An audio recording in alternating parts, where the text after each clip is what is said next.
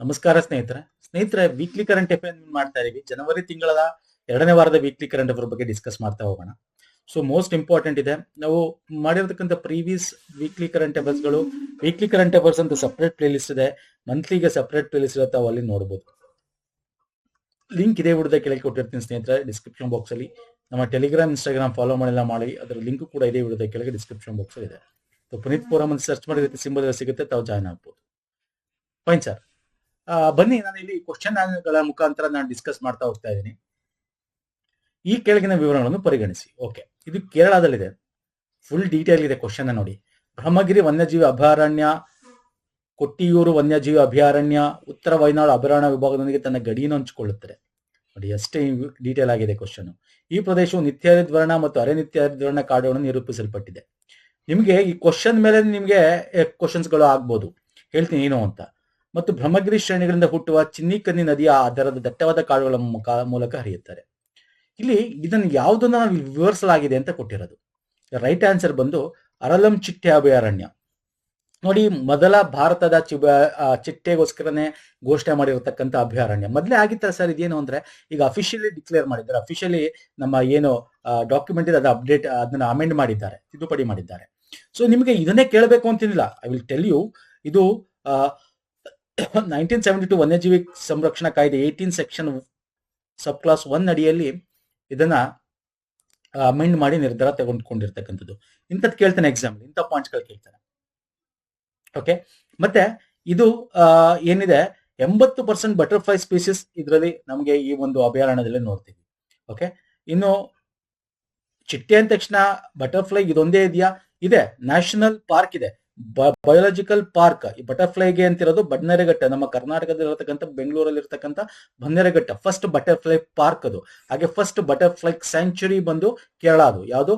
ಅರಲಂ ಚಿಟ್ಟೆ. Okay, and ಇಲ್ಲಿ ನಿಮ್ಗೆ ಎಕ್ಸಾಮ್ ಅಲ್ಲಿ ಇದನ್ನೇ ಕೇಳಬೇಕು ಅಂತೇನಿಲ್ಲ ಸ್ನೇಹಿತರೆ, ದಯವಿಟ್ಟು ಅರ್ಥ ಮಾಡ್ಕೊಳ್ಳಿ.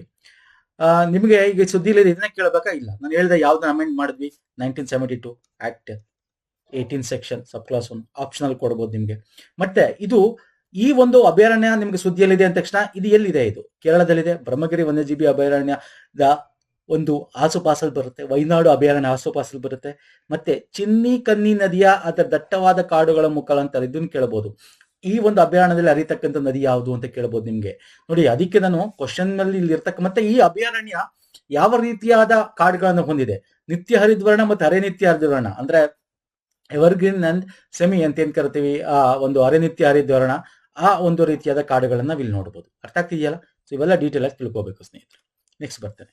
ಇತ್ತೀಚೆಗೆ ಸುದ್ದಿಯಲ್ಲಿ ಕಂಡಿರುವ ನಿರಂತರ ವೇದಿಕೆ ಇದರ ಬಗ್ಗೆ ಹೇಳುತ್ತೆ. ಯಾವ್ದ್ರ ಬಗ್ಗೆ ಇದೆ ನಿರಂತರ ಪ್ಲಾಟ್ಫಾರ್ಮ್? ಈಗಲೂ ಕೂಡ ಮೀಟಿಂಗ್ ಆಯ್ತಿದ್ರ ಬಗ್ಗೆ. ನಿರಂತರ ಪ್ಲಾಟ್ಫಾರ್ಮ್ ಇದ್ ಮಾಡಿದ್ರು. ಪರಿಸರಕ್ಕೆ environmental science, ministry of environment, forest and ನಿಮಗೆ ಕ್ಲೈಮೇಟ್ ಚೇಂಜ್ಗೆ ತುಂಬಾ ಇಂಪಾರ್ಟೆಂಟ್ ಇದೆ. ಸಂಶೋಧನಾ ಸಮನ್ವಯ ಮತ್ತು ನೈಸರ್ಗಿಕ ಸಂಪನ್ಮೂಲಗಳ ಸುಸ್ಥಿರ ಬಳಕೆಯನ್ನು ಬಲಪಡಿಸಲು ಸಂಸ್ಥೆಗಳ ಸಹಯೋಗ. ಸೊ ಇದೊಂದು ಯಾವ ರೀತಿ ಅಂತಂದ್ರೆ ಸ್ನೇಹಿತರೆ, ನಮ್ಗೆ ಗೊತ್ತಿದೆ ವಾಟ್ ಈಸ್ ದಿಸ್ ಅಂದ್ರೆ, ನಿರಂತರ ಫುಲ್ ಫಾರ್ಮ್ ಅಂತ ತಿಳ್ಕೊಳ್ಳಿ. ಫಸ್ಟ್ ಕೇಳಬಹುದು ಎಕ್ಸಾಮ್ ಅಲ್ಲಿ. National institute for research and application of natural resources to transform, adapt and build resilience ಅಂತ ಹೇಳಿ. Nirantar national institute for research and application of natural resources to transform, adapt and build resilience ಅಂತಕ್ಕಂಥ ಒಂದು platform ಇದು. Okay, ಇದರ full form ಇದು ministry of environment, forest and climate change ಅಡಿಯಲ್ಲಿ ಬರ್ತಕ್ಕಂಥದ್ದು. ಇದ್ರ ಮೀಟಿಂಗ್ ಕೂಡ ಆಯಿತು, ಇದ್ರ ಬಗ್ಗೆ ಡೀಟೇಲ್ ಆಗಿ ಕೂಡ ಹೇಳಿದ್ರು. ಸಾರಿ, ಇಲ್ಲಿ ಯಾಕೆ ಇಂಪಾರ್ಟೆಂಟ್ ಅಂದ್ರೆ, ನಮ್ಮ ಒಂದು ನೈಸರ್ಗಿಕ ಸಂಪನ್ಮೂಲ ಏನಿದೆ, ಜೈವಿಕ ಸಂಪನ್ಮೂಲ ಏನಿದೆ, ಅದೇ ನಮ್ಮ ಸಂಪನ್ಮೂಲ. ಓಕೆ, ಅದನ್ನ ನಾವು ಸಮತೋಲನದಲ್ಲಿ ಯೂಸ್ ಮಾಡ್ಕೋಬೇಕು.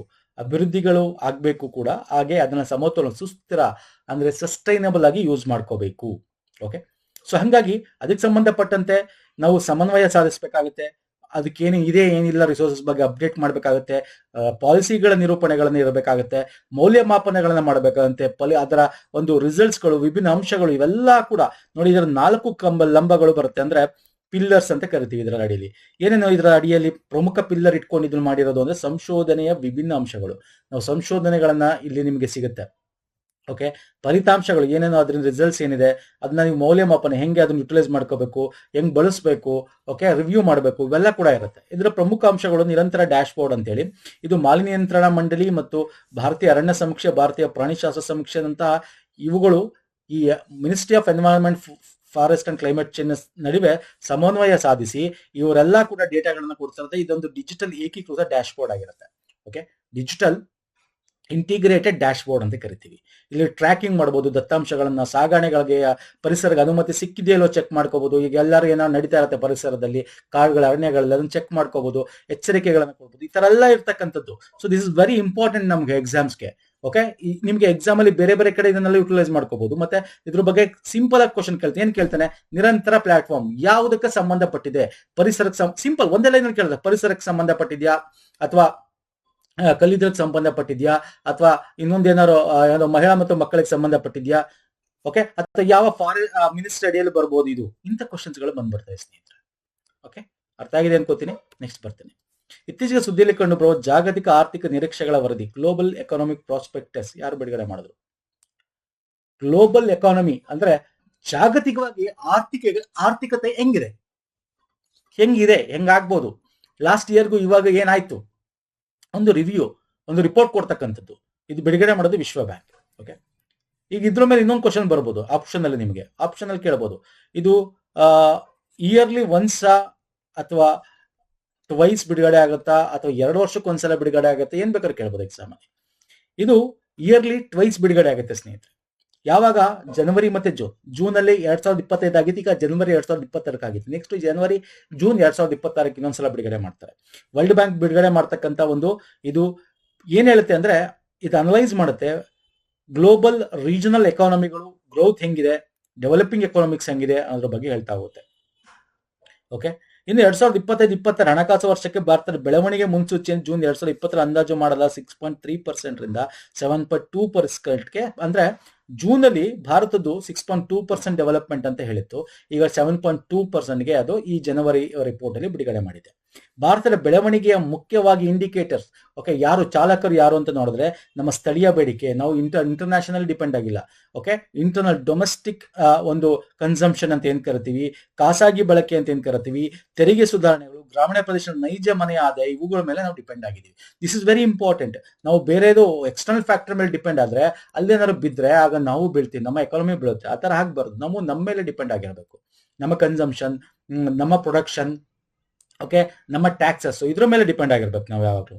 ಓಕೆ, ಇನ್ನು ಜಾಗತಿಕ ವ್ಯಾಪಾರಕ್ಕೆ ಸಂಬಂಧಪಟ್ಟಂತೆ ನೋಡೋದಾದ್ರೆ 2020 3.5 ಇತ್ತು, 2020 2.2ಗೆ ಅಂದ್ರೆ ಕಡಿಮೆ ಆಗುತ್ತೆ. ಭಾರತದ್ದು ಜಾಸ್ತಿ ಆಗುತ್ತೆ, ಇದು ಕಡಿಮೆ ಆಗುತ್ತೆ ಅನ್ನೋ ರೀತಿ ಹೇಳ್ತಾ ಇರ್ತಕ್ಕಂಥದ್ದು. ಮತ್ತೆ ಉದ್ಯೋನ್ಮುಖ ಮಾರುಕಟ್ಟೆ, ಅಭಿವೃದ್ಧಿಶೀಲ ಆರ್ಥಿಕತೆಗಳಲ್ಲಿ ಸರ್ಕಾರಿ ಸಾಲ ಏನಿದೆ ಸರ್, ಎಮರ್ಜಿಂಗ್ ಮಾರ್ಕೆಟ್ಸ್ ಅಲ್ಲಿ ಅದು ಸುಮಾರು 70%, ಅಂದ್ರೆ 55 ವರ್ಷಗಳ ಗರಿಷ್ಠ ಪಕ್ಷ ಸರ್ಕಾರಗಳು ಅಷ್ಟೊಂದು ಸಾಲ ಮಾಡ್ತಾ ಇದಾವೆ ಅಂತ. ಓಕೆ, ಡೆವಲಪ್ಮೆಂಟ್ ಆಗ್ಬೇಕು ಅಂತ ಇಷ್ಟೊಂದು ಸಾಲ ಮಾಡ್ತಾ ಇದಾವೆ. ಇನ್ನು ಇದಕ್ಕೆ ಸಂಬಂಧಪಟ್ಟದ್ದು ನೋಡಿದ್ರೆ 2020 4.2%, 4% ನಿಧಾನವಾಗುವ ನಿರೀಕ್ಷೆ ಇದೆ. 2027 4.1% ಏರುತ್ತದೆ, ಏಕೆಂದ್ರೆ ವ್ಯಾಪಾರ ಉದ್ಯಮಿಗಳು ಕಡಿಮೆ ಆಗುತ್ತೆ ಅಂತ ಹೇಳ್ತಾ ಇದೆ.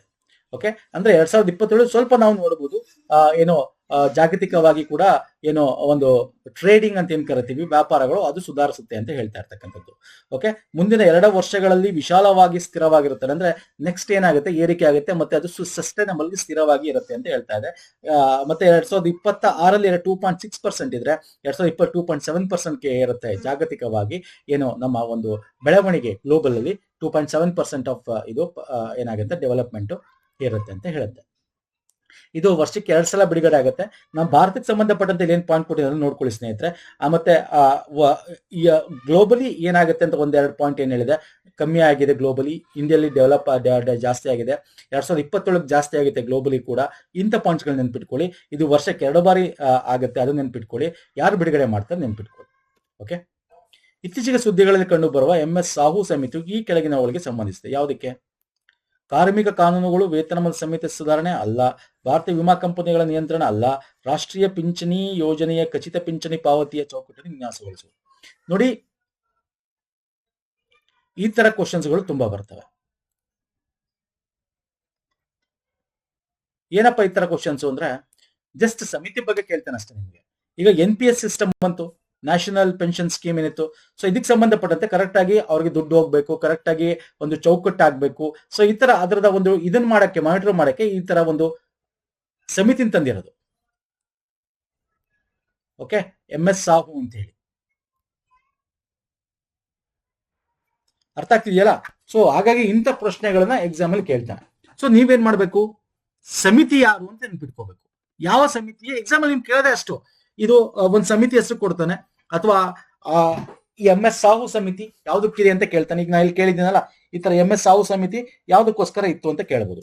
ಯಾವ್ದಕ್ಕೆ? ಈ ಪಿಂಚಣಿ ಯೋಜನೆ ಖಚಿತಪಡಿಸೋಕೆ ಒಂದು ಚೌಕಟ್ಟು ವಿನ್ಯಾಸಗಳನ್ನ ಕೊಡಬೇಕು ಅಂತಿತ್ತು. ಅಥವಾ ಇದನ್ನೇ ಕೊಟ್ಬಿಟ್ಟು ರಾಷ್ಟ್ರೀಯ ಪಿಂಚಣಿ ಯೋಜನೆ ಅಡಿ ನಾವೇನಾದ್ರು ಇದು ಮಾಡಕ್ಕೋಸ್ಕರ ಯಾವ ರೀತಿಯಾದ ಸಮಿತಿ ಮಾಡಲಾಗಿದೆ ಅಂತ ಕೇಳ್ತಾನೆ. ಅಂದ್ರೆ ಯಾರ ಅಧ್ಯಕ್ಷತೆಯಲ್ಲಿ ಮಾಡಲಾಗಿದೆ ಅಂತ ಕೇಳ್ತಾನೆ. ಡಾಕ್ಟರ್ ಸಾಹು. ಓಕೆ, ಇದೊಂದು 15 ಸದಸ್ಯರ ಸಮಿತಿ ಆಗಿರುತ್ತೆ. ತುಂಬಾ ಡೀಟೇಲ್ ಬೇಕಾಗಿಲ್ಲ ಸಮಿತಿ ಬಗ್ಗೆ, ಅದ್ರ ಬಗ್ಗೆ, ಇದ್ರ ಬಗ್ಗೆ. ಜಸ್ಟ್ ನಿಮ್ಗೆ ಏನ್ ಬೇಕು ಅಂತಂದ್ರೆ ಇದು ಯಾವ್ದಿದೆ ಏನಿದೆ ಅಂತ ತಿಳ್ಕೊಂಡು ಸಾಕು.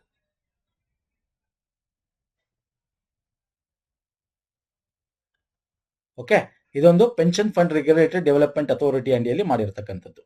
ನೆಕ್ಸ್ಟ್, ಎಕ್ಸ್ಪೋರ್ಟ್ ಪ್ರಿಪೇರ್ಡ್ನೆಸ್ ಇಂಡೆಕ್ಸ್ ಬಗ್ಗೆ ನಾವು ನೋಡೋದಾದ್ರೆ, ಇದನ್ನು ವಾಣಿಜ್ಯ ಸಚಿವಾಲಯ ಬಿಡುಗಡೆ ಮಾಡುತ್ತದೆ. ಇದು 2030ರ ವೇಳೆಗೆ ಭಾರತ ಸರಕು ರಫ್ತಿನ USD 1 ಟ್ರಿಲಿಯನ್ ಗುರಿಯೊಂದಿಗೆ ಹೊಂದಿಕೆಯಾಗುತ್ತದೆ. ಭೂಕುಸಿತ ರಾಜ್ಯಗಳಲ್ಲಿ ಉತ್ತರ ಪ್ರದೇಶವು ಅಗ್ರಸ್ಥಾನದಲ್ಲಿದೆ. ಯಾವ್ದು ಕರೆಕ್ಟ್ ಹೇಳ್ತೀರಾ? ಎಕ್ಸ್ಪೋರ್ಟ್ ಪ್ರಿಪೇರ್ಡ್ನೆಸ್ ಇಂಡೆಕ್ಸ್ 2024 ಬಿಡುಗಡೆ ಮಾಡಿರ್ತಕ್ಕಂಥದ್ದು ವಾಣಿಜ್ಯ ಸಚಿವಾಲಯ ಅಲ್ಲ, NITI Aayog. Option 2 correct, option 3 correct. ಕೇವಲ 2 ಆಪ್ಷನ್ ಕರೆಕ್ಟು.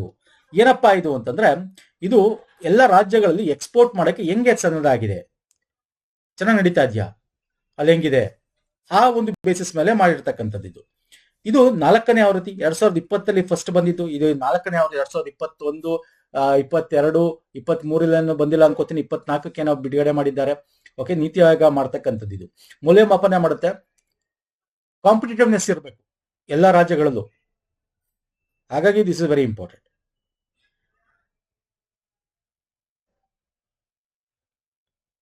ಅರ್ಥ ಆಯ್ತಲ್ವಾ? ಸೊ ಹಾಗಾಗಿ the export preparedness index is being released by NITI Aayog. ಇದರ ಉದ್ದೇಶ ಏನು ಅಂದ್ರೆ, ನಮ್ದು USD 1 ಟ್ರಿಲಿಯನ್ ಇನ್ ಸರಕುಗಳ ಸಾಗಣೆ, ಸರಕಿನ ರಫ್ತಿನಲ್ಲಿ 1 ಟ್ರಿಲಿಯನ್ ಅಷ್ಟು ನಾವು ಸಾಧನೆ ಮಾಡಬೇಕು USD 2030 ಒಳಗೆ. ಲಾಂಗ್ ಟರ್ಮ್ ಒಂದು ನ್ಯಾಷನಲ್ ವಿಷನ್ ನಮ್ದೇನಿದೆ, ವಿಕಸಿತ್ ಭಾರತ್ 2047, ಅಷ್ಟಲ್ಲಿ ನಾವು ಅಚೀವ್ ಮಾಡಬೇಕು ಅನ್ನೋದು ಇದ್ರ ಇಂಪಾರ್ಟೆಂಟ್.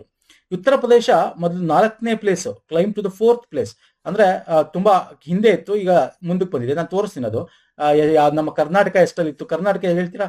ಕರ್ನಾಟಕ ಈ ಒಂದು ಎಕ್ಸ್ಪೋರ್ಟ್ ಮಾಡೋದ್ರಲ್ಲಿ, ರಫ್ತು ಮಾಡೋದ್ರಲ್ಲಿ ಎಷ್ಟನೇ ಪ್ಲೇಸ್ ಅಲ್ಲಿ ಇದೆ? ಲಾಸ್ಟ್ 2023, 22, 23ರಲ್ಲಿ ಎಷ್ಟನೇ ಪ್ಲೇಸ್ ಅಲ್ಲಿ ಇತ್ತು ಹೇಳಿ ನೋಡೋಣ. ಕಮ್ಮಿ ಆಗಿದೀವಿ ನಾವು, ಕಮ್ಮಿ ಆಗಿದೀವಿ. ಓಕೆ, ಇದನ್ನು ಮೌಲ್ಯಮಾಪನ ಮಾಡೋದು, ಇದ್ರ ಚೌಕಟ್ಟು ಹೆಂಗಿದೆ, ಎಲ್ಲ ರಾಜ್ಯಗಳಿಗೆ ಇದನ್ನು ಕೊಡೋದು, ಇದರಿಂದ ಏನಾಗುತ್ತೆ, ರಾಜ್ಯಗಳು ಕಾಂಪಿಟೇಟಿವ್ನೆಸ್ ಆಗುತ್ತೆ. ಓಕೆ, ನಾವು ಮಾಡ್ಬೇಕಲ್ಲ, ನಾವೇನಾದ್ರು ಪಾಲಿಸಿ ತರಬೇಕಲ್ಲ ಅಂತ ಮಾಡ್ತಾ ಹೋಗ್ತಾರೆ. ಸೊ ಇದ್ರಲ್ಲಿ ನೋಡೋದಾದ್ರೆ ಲೀಡಿಂಗ್ ಪರ್ಫಾರ್ಮರ್ ಯಾರು ಇತ್ತೀಚೆಗೆ ಅಂತ ನೋಡಿದ್ರೆ, ಮಹಾರಾಷ್ಟ್ರ, ತಮಿಳುನಾಡು, ಗುಜರಾತ್, ಉತ್ತರ ಪ್ರದೇಶ, ಆಂಧ್ರ ಪ್ರದೇಶ ಟಾಪ್ 5 ಬರ್ತಾರೆ. Small state and north east state ಅಂತ ನೋಡೋದಾದ್ರೆ, ಯೂನಿಯನ್ ಟೆರಿಟರಿ ಅಂತ ನೋಡೋದಾದ್ರೆ, first Uttarakhand, Jammu Kashmir, Nagaland, Dadra and Nagar Haveli, Diu Daman and Goa ಬರ್ತಾರೆ. Total export goods and service 65 lakh crore 2023-24 ಆಗ್ತಾ ಇದೆ.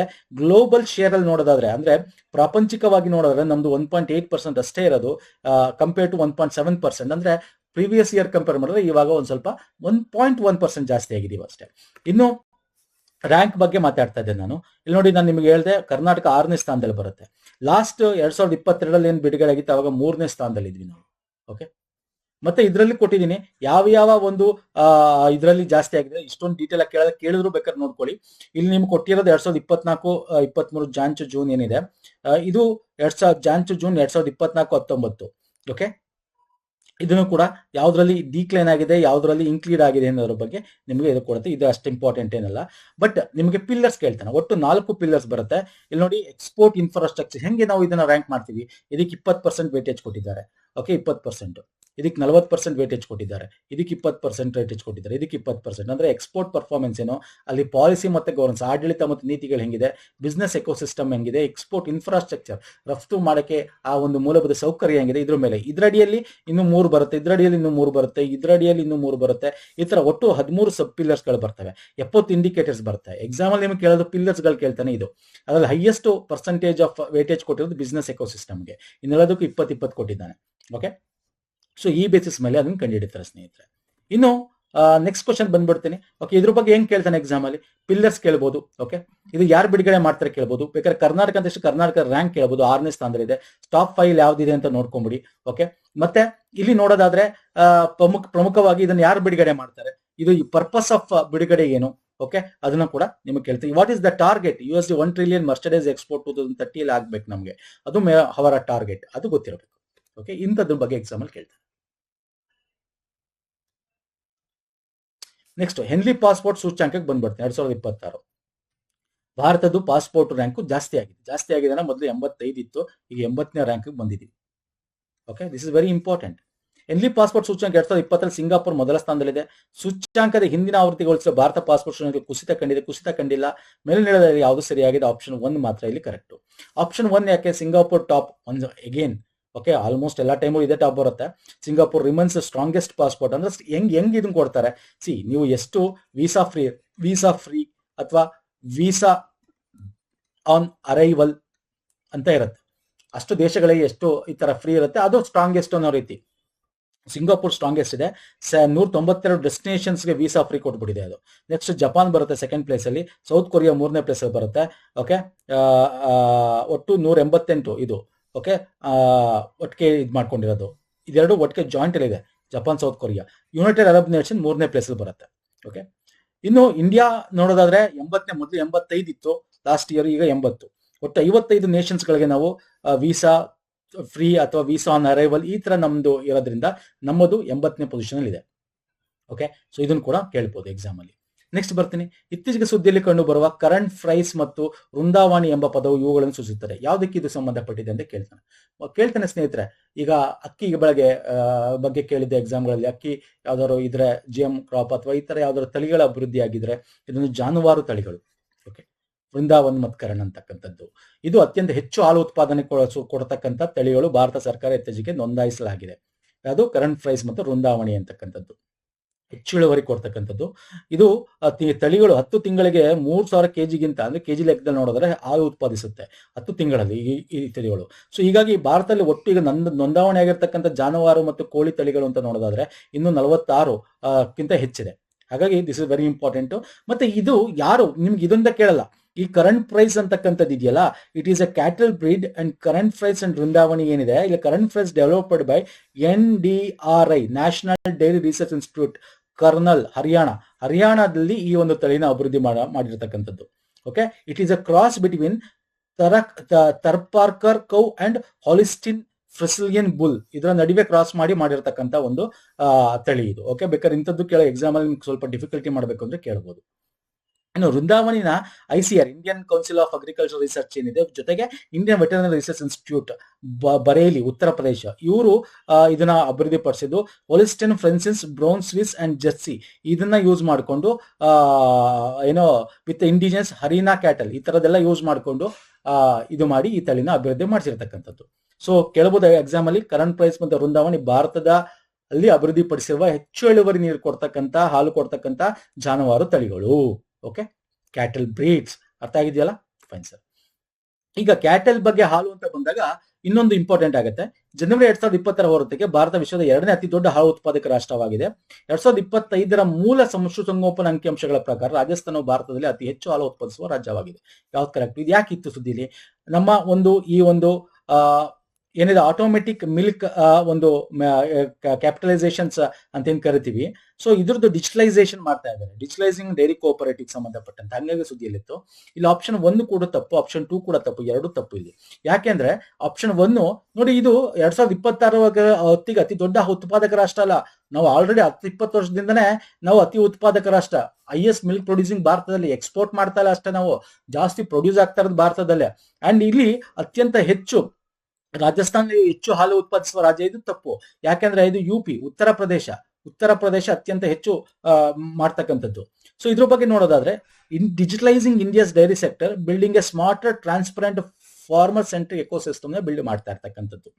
ಅಂದ್ರೆ ಏನಪ್ಪಾ ಇಲ್ಲಿ ಮಾಡ್ತಾ ಇದ್ದಾರೆ ಅಂದ್ರೆ, ಭಾರತ ನಾವು ಹಾಲು ಉತ್ಪಾದನೆಗೆ ಸಂಬಂಧಪಟ್ಟ ನೋಡಿದ್ರೆ ಪ್ರಪಂಚದಲ್ಲಿ 1/4 ಅಥವಾ 25% ಅಷ್ಟು ನಮ್ಮ ಜಾಗತಿಕ ನಾವು ಉತ್ಪಾದನೆ ಮಾಡ್ತೀವಿ. ನಾವು ಲೀಡಿಂಗ್ ಪ್ರೊಡ್ಯೂಸರ್ 1998ರಿಂದ ನಾವು ಜಾಸ್ತಿ ಎಲ್ಲಾ ರಾಷ್ಟ್ರಗಳಿಂದ ಅತಿ ಹೆಚ್ಚು ಪ್ರೊಡ್ಯೂಸ್ ಮಾಡ್ತೀವಿ, ಎಕ್ಸ್ಪೋರ್ಟ್ ಮಾಡ್ತಾ ಇಲ್ಲ ಅಷ್ಟೇ. ಓಕೆ, ಮತ್ತೆ ಇದಕ್ಕೆ ಸಂಬಂಧಪಟ್ಟಂತೆ ಉತ್ಪಾದಕತೆ, ಪಾರದರ್ಶಕತೆ ಇರಬೇಕು. ನಮ್ದಲ್ಲಿ ಏನಿದೆ, ಏನ್ ನಡೀತಾ ಇದೆ, ರೈತರ ಕಲ್ಯಾಣಗಳನ್ನು ಸುಧಾರಿಸಬೇಕು. ಹಾಗೆ ಡಿಜಿಟಲ್ಗಳನ್ನ, ಅಂದ್ರೆ ಇದ್ರ ಕಂಪ್ಲೀಟ್ ಇನ್ಫಾರ್ಮೇಶನ್ಸ್ ಇರುತ್ತೆ. ಒಂದು ಫುಡ್ ಬಗ್ಗೆ ಆಗಿರ್ಬೋದು, ಬೇರೆ ಬೇರೆ ತಳಿಗಳ ಬಗ್ಗೆ ಆಗಿರ್ಬೋದು, ಬೇರೆ ಬೇರೆ ಒಂದು ಸಬ್ಸಿಡಿ ಅಥವಾ ಸ್ಕೀಮ್ ಬಗ್ಗೆ ಆಗಿರ್ಬೋದು, ಬೇರೆ ಬೇರೆ ರೀತಿಯಾದ ಸಹಕಾರಕ್ಕೆ ಸಂಬಂಧಪಟ್ಟ, ರೈತರಿಗೆ ಸಂಬಂಧಪಟ್ಟಂತೆ. ಸೊ ಓಕೆ, ಇದೊಂದು ಚೈನ್ ಇರ್ತಕ್ಕಂಥ ಮೌಲ್ಯ ಸರಪಣಿ ಓಕೆ ಇರ್ತಕ್ಕಂಥ ಒಂದು ಡಿಜಿಟಲ್ ವೇದಿಕೆ ಇದು.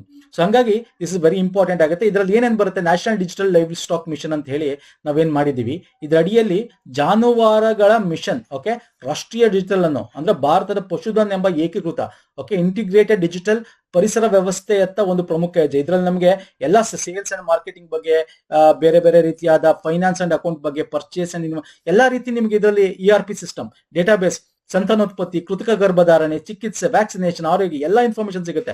ಇಲ್ಲಿ ನೀವು ಪಶು ವೈದ್ಯರಾಗಿರ್ಬೋದು, ವಿಸ್ತರಣೆ ಬೇರೆ ಬೇರೆಯವರಾಗಿರ್ಬೋದು, ಕಾರ್ಯಕರ್ತರಾಗಿರ್ಬೋದು, ರೈತರು ಎಲ್ಲರೂ ಕೂಡ ಇದನ್ನ ಪ್ರವೇಶಿಸಿ ಎಲ್ಲ ಇನ್ಫಾರ್ಮೇಶನ್ ಕೂಡ ತಗೋಬಹುದು. National digital livestock mission ಅಂತ. ಮತ್ತೆ ನಿಮ್ಮ ಒಂದು ತಳಿಗಳನ್ನು ಇಲ್ಲಿ ಕೂಡ ಹಾಕ್ಬೋದು. ಯಾಕಂತಂದ್ರೆ ಈಗ ನಿಮ್ಗೆ ಗೊತ್ತಿರಲಿ, ಪ್ರಾಣಿಗಳಿಗೂ ಕೂಡ ಪಶು ಆಧಾರನ್ನ ಮಾಡಿದ್ದಾರೆ. ಆಲ್ರೆಡಿ 35.68 crore ಅನಿಮಲ್ಗೆ ಇದನ್ನು ಕೊಟ್ಟಿದ್ದಾರೆ. ಪಶು ಆಧಾರ ಅಂದ್ರೆ 12 ಡಿಜಿಟ್ ನಂಬರ್ ಇರ್ತಕ್ಕಂಥ ಒಂದು ಆಧಾರ್ ಪಶುಗಳಿಗೂ ಕೊಡ್ತಾ ಇರ್ತಕ್ಕಂಥದ್ದು. ಇದನ್ನೆಲ್ಲ ಕೂಡ national digital livestock mission ಅಡಿಯಲ್ಲಿ ಇದನ್ನ ಟ್ರೇಸ್ ಮಾಡಬಹುದು, ಎಷ್ಟು ಹಸುಗಳಿದೆ ಏನು ಅಂತ ಪ್ರತಿಯೊಂದಕ್ಕೂ ಕೊಡ್ತಾ ಬರ್ತಾ ಇದ್ದಾರೆ. So this is also very important. ಮತ್ತೆ ಆಟೋಮೆಟಿಕ್ ಮಿಲ್ಕ್ ಕಲೆಕ್ಷನ್ ಸಿಸ್ಟಮ್ ಬಗ್ಗೆ ನಾನು ಹೇಳ್ತಾ ಇದ್ದೆ. ಅದರಲ್ಲಿ ಈಗ ಪ್ರತಿಯೊಂದು, ಈಗ ನಮ್ಮದ್ರಲ್ಲಿ ಭಾರತದಲ್ಲಿ 15 ಫೆಡರೇಷನ್ಸ್ ಇದೆ, ಹಾಲು ಒಕ್ಕೂಟಗಳಿದೆ. ನಮ್ಮಲ್ಲಿ ಹೆಂಗೆ KMF ಇದೆ, ಹೆಂಗೆ ಅಮೂಲ್ ಇದೆ, ಆ ತರ ಭಾರತದಲ್ಲಿ 15 ಫೆಡರೇಷನ್ಸ್ ಗಳಿವೆ, 198 ಮಿಲ್ಕ್ ಯೂನಿಯನ್ಸ್ ಗಳಿದೆ. ಸೊ ಎಲ್ಲಾ ಡೇಟಾಗಳು ನಮ್ಗೆ ಇಲ್ಲಿ ಸಿಗ್ತಾ ಹೋಗುತ್ತೆ. ಮತ್ತೆ ಜಿಸ್ ಟೆಕ್ನಾಲಜಿ ಯೂಸ್ ಮಾಡಿಕೊಂಡು ಕೋಆಪರೇಟಿವ್ಗಳು ಮತ್ತೆ ಎಲ್ಲೆಲ್ಲಿ ಟ್ರಾನ್ಸ್ಪೋರ್ಟೇಷನ್, ಡೆಲಿವರಿ ಎಲ್ಲ ಕೂಡ ಇದರಲ್ಲಿ ನಮ್ಗೆ ಸಿಗುತ್ತೆ. ಹಾಗಾಗಿ ಮಿಲ್ಕ್ ನ ಡಿಜಿಟಲ್ ಡೈರಿ ಮಾಡ್ತಾ ಇರ್ತಕ್ಕಂಥದ್ದು, ಡಿಜಿಟಲೈಸಿಂಗ್ ಇಂಡಿಯನ್ ಡೈರಿ ಸೆಕ್ಟರ್ ಮಾಡ್ತಾ ಇರ್ತಕ್ಕಂಥದ್ದು. ಓಕೆ, ಸೊ ಹಾಗಾಗಿ ಕ್ವಶನ್ ತಗೊಂಡೆ. 2 ಕ್ವಶನ್ ಇಲ್ಲಿ ಇಂಟಿಗ್ರೇಟೆಡ್ ಇರಲಿ ಅಂತ ಹೇಳಿ ಮತ್ತೆ ಸುದ್ದಿಯಲ್ಲಿತ್ತು. This is very important. ಕೇಳ್ತಾನೆ, KMF ಅಲ್ಲಿ ಕೇಳ್ತಾನೆ, ಬೇರೆ ಬೇರೆ ಕಡೆ ಎಲ್ಲ ಕೋಆಪರೇಟಿವ್ ಸಂಬಂಧಪಟ್ಟಂತೆ ನಿಮಗೆ ಗ್ರೂಪ್ C ಸಿಲೆಬಸ್ ಅಲ್ಲಿ ಇದೆ, ಎಲ್ಲ ಕಡೆ ಕೇಳ್ತಾನೆ ಸ್ನೇಹಿತರೆ. ಪಶುಧನ್ ಅಂದ್ರೆ ಏನು ಅಂತ ತಿಳ್ಕೋಬೇಕು, national digital livestock mission ಅಂದ್ರೆ ಏನು ಅಂತ ತಿಳ್ಕೋಬೇಕು, ಅದರಲ್ಲಿ ಏನೇನಿದೆ, ಏನೇನ ನಿರ್ವಹಣೆ ಅಲ್ಲಿ ನಮಗೆ ಡೇಟಾಗಳು ಸಿಗುತ್ತೆ ಅನ್ನೋದು ತಿಳ್ಕೋಬೇಕು. ಜೊತೆಗೆ ಪಶು ಆಧಾರ ಅಂದ್ರೆ ಏನು ಅದು ಕೂಡ ನೀವು ತಿಳ್ಕೋಬೇಕು. ಫೈನ್ ಸರ್, ಒಂದಷ್ಟು ಡಿಸ್ಕಸ್ ಮಾಡಿದ್ದೀನಿ ವೀಕ್ದು, ತುಂಬಾ ಮೋಸ್ಟ್ ಇಂಪಾರ್ಟೆಂಟ್ ಗಳನ್ನ. ಇಷ್ಟ ಆಗಿದೆ ಅನ್ಕೋತೀನಿ. ಇಷ್ಟ ಆಗಿದೆ ಲೈಕ್ ಮಾಡಿ, ಶೇರ್ ಮಾಡಿ, ಸಬ್ಸ್ಕ್ರೈಬ್ ಮಾಡಿ. ನಮ್ಮ ಪ್ರೀವಿಯಸ್ ಮಾಡಿರ್ತಕ್ಕಂಥ ಎಲ್ಲಾ ವಿಡಿಯೋಸ್ಗಳು ನಮ್ಮ ಪ್ಲೇಲಿಸ್ಟ್ ಅಲ್ಲಿ ಸಿಗುತ್ತೆ. ವೀಕ್ಲಿ ಮಂತ್ಲಿ ಕರೆಂಟ್ ಅಫೇರ್ಸ್ ಸಿಗುತ್ತೆ. ಓಕೆ, ಎಲ್ಲ ಲಿಂಕ್ ಗಳನ್ನು ಇದೇ ವಿಡಿಯೋದ ಕೆಳಗೆ ಡಿಸ್ಕ್ರಿಪ್ಷನ್ ಬಾಕ್ಸ್ ಅಲ್ಲಿ ಕೊಟ್ಟಿರ್ತೀನಿ. ಅಂಡ್ PDF ನಮ್ಮ ಟೆಲಿಗ್ರಾಮ್ ಅಲ್ಲಿ ಸಿಗುತ್ತೆ. ನಮ್ಮ ಟೆಲಿಗ್ರಾಮ್, ಇನ್ಸ್ಟಾಗ್ರಾಮ್ ಫಾಲೋ ಮಾಡಲ್ಲ ಮಾಡ್ಕೊಳ್ಳಿ. ಅದರ ಲಿಂಕ್ ಕೂಡ ಇದೇ ವಿಡಿಯೋದ ಕೆಳಗೆ ಡಿಸ್ಕ್ರಿಪ್ಷನ್ ಬಾಕ್ಸ್ ಅಲ್ಲಿ ಸ್ನೇಹಿತರೆ, ಅಥವಾ ಪುನೀತ್ ಫೋರಮ್ ಸರ್ಚ್ ಮಾಡಿರೋದು ಸಿಂಬಲ್ ಸಿಗುತ್ತೆ, ತಾವು ಜಾಯ್ನ್ ಆಗ್ಬೋದು. Any doubts before ending the session comment section comment ಮಾಡಿ. ನೆಕ್ಸ್ಟ್ ವಿಡಿಯೋದ ಸಿಗ್ತೀನಿ. ನಮಸ್ಕಾರ, ಧನ್ಯವಾದಗಳು.